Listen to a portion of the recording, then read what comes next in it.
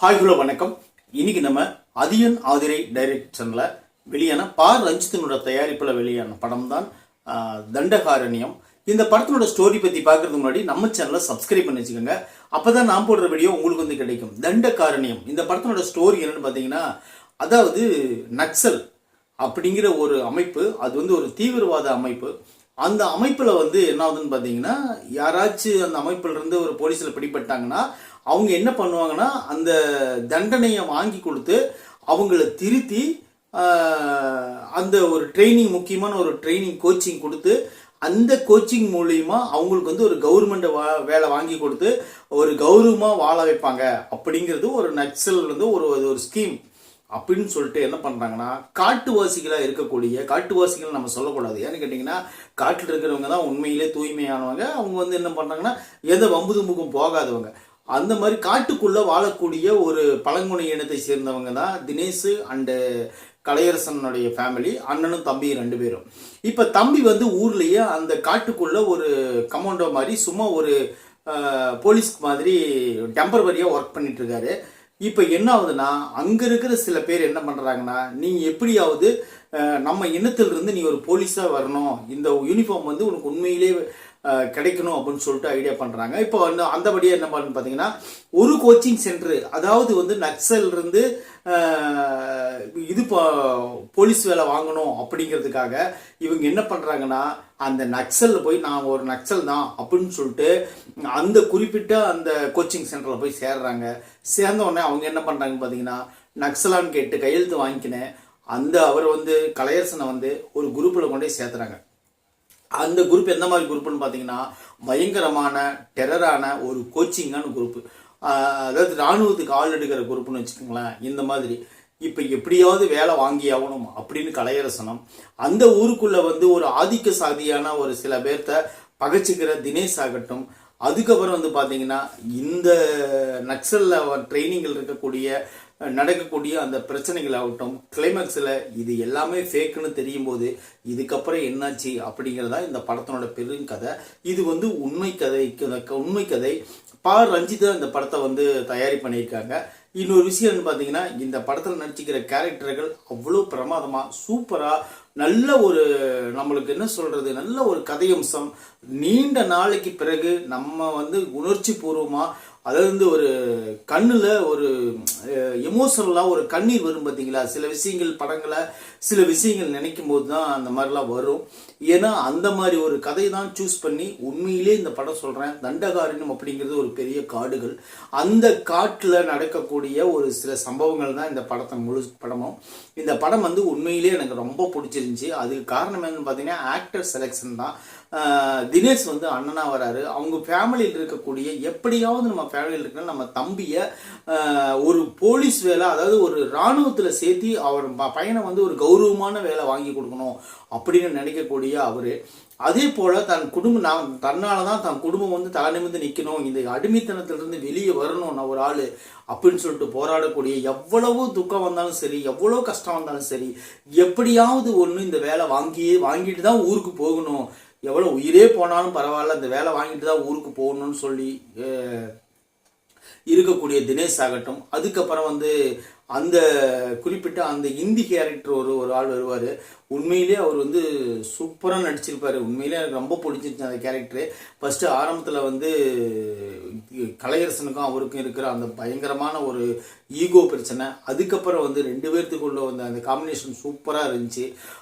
இன்னொரு விஷயம் பார்த்தீங்கன்னா, இந்த படத்தில் பாலசரவன் வந்து உண்மையிலே சூப்பராக நடிச்சிருக்காரு. எனக்கு ரொம்ப பிடிச்சிருந்துச்சி.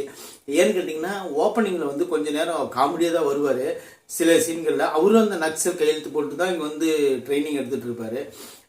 இந்த விஷயத்தில் வந்து எல்லாருமே வந்து நம்மளுக்கு அடுத்தது வேலை கிடைச்சிரும் அப்படின்னு சொல்லிட்டு ரொம்ப பரபரப்பாக ஆர்வமாக எந்த கஷ்டம் வந்தாலும் பேஸ் பண்ணி எல்லாரும் ட்ரைனிங் எடுத்துகிட்டு இருக்கும்போது, இவங்கெல்லாம் ட்ரைனிங் எடுக்கிறதுக்கு எதுக்காக இவங்க ட்ரைனிங் பண்ணுறாங்க அப்படின்னு கிளைமேக்ஸில் நம்ம சொல்லும்போது நம்மளுக்கே அடிவயிறு பகீர்னு சொல்கிற மாதிரி ஒரு பெரிய ஒரு இஷ்யூ காட்டுவாங்க. உண்மையிலே இந்த படம் வந்து உண்மையான யாராவது ஒருத்தர், ஏதோ ஒரு அதிகாரி, ஏதோ ஒரு போலீஸ் ஆஃபீஸர், ஏதோ ஒரு மந்திரி, ஏதோ ஒரு பெரிய அமைச்சர், இந்த மாதிரி ஆளுங்க வந்து அவார்டும் நல்ல பேரும் வாங்கிறதுக்கு எத்தனை பேர்த்த பலி கொடுக்குறாங்க பார்த்தீங்களா. இதெல்லாம் உண்மை கதை தான். பொய்யெல்லாம் கிடையாது. இந்த கதை வந்து உண்மையான கதை எடுத்து இந்த மாதிரி அப்பாவிகள் எத்தனையோ இடத்துல கொல்லப்படுறாங்க. இந்த கதை வந்து எடுத்து கொடுத்த உண்மையிலே இது வந்து இப்படியெல்லாம் நடக்குமா அப்படின்னு சொல்லிட்டு யோசிக்க தோணும் பொழுது உண்மையிலே இப்படியெல்லாம் நடந்திருக்குன்னு சொல்லி எடுத்து காட்டினாங்க பாருங்க. உண்மையிலே ஹேண்ட்ஸ் அப், செம்ம படம் இது. எனக்கு ரொம்ப பிடிச்சிருந்துச்சி. உங்களுக்கு டைம் கிடைச்சதுன்னா கண்டிப்பாக பாருங்கள். இந்த படத்தில் வந்து ஃபஸ்ட்டு ஆரம்பத்தில் ஒரு 10 நிமிஷம் வந்து என்ன ஏது நடக்குது அப்படின்னு சொல்லிட்டு உண்மையிலே தெரியவே தெரியாது. என்னமோ படம் ஓடிட்டு இருக்கு அப்படின்னு நினைப்போம். ஆனால் இந்த 10-15 நிமிஷத்துக்கு அப்புறம் இந்த படம் வந்து அவங்க கோச்சிங் சென்டருக்கு போனதுக்கப்புறம் உண்மையிலே படம் வேறு லெவல் இருக்குது. உங்களுக்கு டைம் கிடச்சுன்னா கண்டிப்பாக இந்த படத்தை போய் நீங்கள் பார்த்தீங்கன்னா நல்ல என்டர்டெயின்மெண்ட்டாக இருக்கும். மியூசிக் அது போல் இந்த படத்தில் சூப்பராக இருந்துச்சு. எந்த ஒரு இடத்துலையும் அதிகமாகவோ ரொம்ப தேவையில்லாமலோ இந்த படத்தில் இல்லை. அந்தளவுக்கு சூப்பராக இந்த படத்தில் வந்து மியூசிக் வந்து நல்ல கிரிப்பாக இருந்துச்சு. அப்படிங்கிறது எந்த மாற்றம் கிடையாது. அதுபோல் இந்த படத்தில் நடிச்சுக்கிற ரித்திகா ஆகட்டும், அப்புறம் அவருக்கு வர இந்த ஹீரோயினி ஆகட்டும், எல்லாருமே அவங்கவுங்களுக்கு என்ன இப்போ கதாபாத்திரம் கொடுக்கப்பட்டதோ அதுபடி க்ளீனாக நடிச்சிருந்தாங்க. அப்படிங்கிறதுல எந்த மாற்று கருத்தும் கிடையாது. அதுபோல் தினேஷ் கேரக்டர் வந்து இன்னும் கொஞ்சம் என்னன்னா ஓகே தான். இந்த படத்தில் வந்து தினேஷ் கேரக்டர் வந்து இவ்வளோ தான் கொடுக்க முடியும். ஏன்னா ஹீரோ முழுக்க இந்த படத்தினோட ஹீரோ யாருன்னு பார்த்தீங்கன்னா கலையரசன் தான். கலையரசனை பேஸ் பண்ணி தான் இந்த படம் ஃபுல்லாகவே எடுத்திருக்காங்க. ஆனால் தினேஷ் கேரக்டர் வந்து கொஞ்சம் வெயிட்டாக இருக்கணும், அந்த ஊரில் வந்து எதிர்த்து பேசுகிற அளவுக்கு ஒரு ஆள் வேணும் அப்படிங்கிறதுக்காக தினேஷ் கேரக்டர் வந்து இன்னும் கொஞ்சம் பெருசு பண்ணியிருக்கலாம். ரெண்டாவது வந்து கிளைமேக்ஸ் தான் எனக்கு கொஞ்சம் முரண்பாடாக இருந்துச்சு. ஏன்னு கேட்டிங்கன்னா அது நீங்கள் பார்த்தீங்கன்னா அது உங்களுக்கு புரியும். ஏன்னா தினேஷ் கேரக்டர் வந்து இன்னும் கொஞ்சம் நல்லா கிரிப்பாக கொடுத்துருக்கலாம். அந்த அளவுக்கு நாங்கள் எதிர்பார்த்தோம். அந்த அளவுக்கு இல்லைனாலும் கூட இந்த படத்தில் இருக்கக்கூடிய மீதி கேரக்டர்லாம் உண்மையிலே நிச்சயமாக பேசப்படும்படியே தான் நல்லா ஓரளவுக்கு நல்லா சொல்லியிருக்கிறாங்க. அப்படிங்கிறது எந்த மாற்று கருத்தும் கிடையாது. இந்த படம் வந்து ப்ராப்பராக நீங்கள் வந்து பார்த்தீங்கன்னா நல்ல என்டர்டெயின்மெண்ட் பண்ணி உங்களுக்கு என்ஜாய் பண்ணி பார்க்கலாம். அந்த மாதிரி இந்த படம் வந்து உங்களுக்கு அமைஞ்சிருக்கு அப்படிங்கிறதுல எந்த மாற்று கருத்தும் கிடையாது.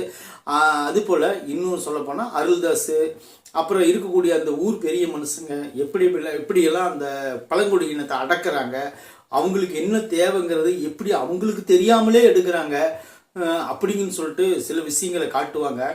அதெல்லாம் உண்மையிலே நடைமுறையில் இருக்கக்கூடிய மிகப்பெரிய உண்மை. அது எந்த மாற்று கருத்தும் கிடையாது. ஏன்னு கேட்டிங்கன்னா இந்த காலகட்டங்களில் வந்து அதாவது ஒரு என்ன சொல்கிறது, பழங்குடியின மக்கள், அந்த மலைவாழ் மக்கள் வந்து வாழக்கூடிய அந்த இடமெல்லாம் நீங்கள் போய் பார்த்தீங்கன்னா அவ்வளோ ஆரோக்கியமாக அவங்க வாழ்ந்துட்டு இருப்பாங்க. ஆனால் அந்த மாதிரி ஆளுங்களை தான் இந்த மாதிரி நகரத்தில் வாழக்கூடியவங்க பலி கொடுக்குறாங்க அப்படின்னு சொல்லிட்டு நினைக்கும் போது தான் மனசுக்கு ரொம்ப கஷ்டமாக இருக்குது. ஏன்னா இந்த படத்தை வந்து ரஞ்சித் தயாரிப்பண்ணவே உண்மையிலே அந்த படம் வந்து ஓரளவுக்கு நல்லா இருக்கும்.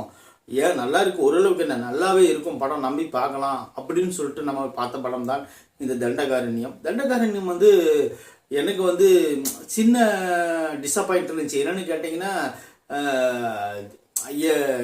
என்ன காடுகளை பற்றி என்ன சொல்லிட போகிறாங்க. ஆல்ரெடி நிறையா படங்கள் காடுகளை பற்றி பேசிட்டாங்களே, இந்த படத்தில் வந்து காடுகளை பற்றி என்ன சொல்ல போகிறாங்கன்னு சொல்லிட்டு நம்ம போய் பார்த்தா இது காட்டை பற்றி படம் இல்லை, ஒரு உயிரை பற்றி படம்.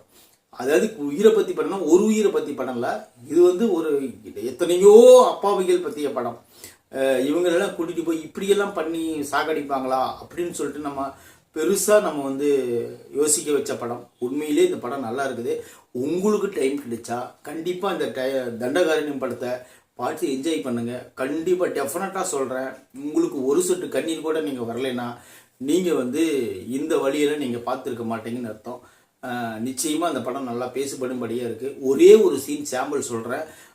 இந்த விஷயமெல்லாம் உண்மையெல்லாம் தெரிஞ்சுக்கிட்டு பாலசரவணனை கூட்டிகிட்டு போய் ஒரு ரூமில் போய் சொல்லுவார், டேய் மச்சான் நம்ம பேர் வந்துருச்சுடா, நம்ம ஜெயிச்சுட்டேன்டான்னு சொல்லிட்டு பாலசரவணன் ஆர்வமாக இருக்கும்போது கூட்டிகிட்டு போய் ஒரு ரூமில் வச்சு சொல்லுவார், இந்த மாதிரிடா அப்படின்னு சொல்லும்போது அப்படியே அந்த எமோஷனல் கனெக்ட் ஆகும் பாருங்க. உண்மையிலே சூப்பராக இருந்துச்சு அந்த சீன்லாம். உங்களுக்கு டைம் கிடைச்சா கண்டிப்பாக இந்த படத்தை பாருங்கள். வேற என்ன சொல்ல, நம்ம சேனலை சப்ஸ்கிரைப் பண்ணி வச்சுக்கிட்டிங்கன்னா இது போன்ற வீடியோக்களை நீங்கள் ரசிக்கலாம். நன்றி, வணக்கம்.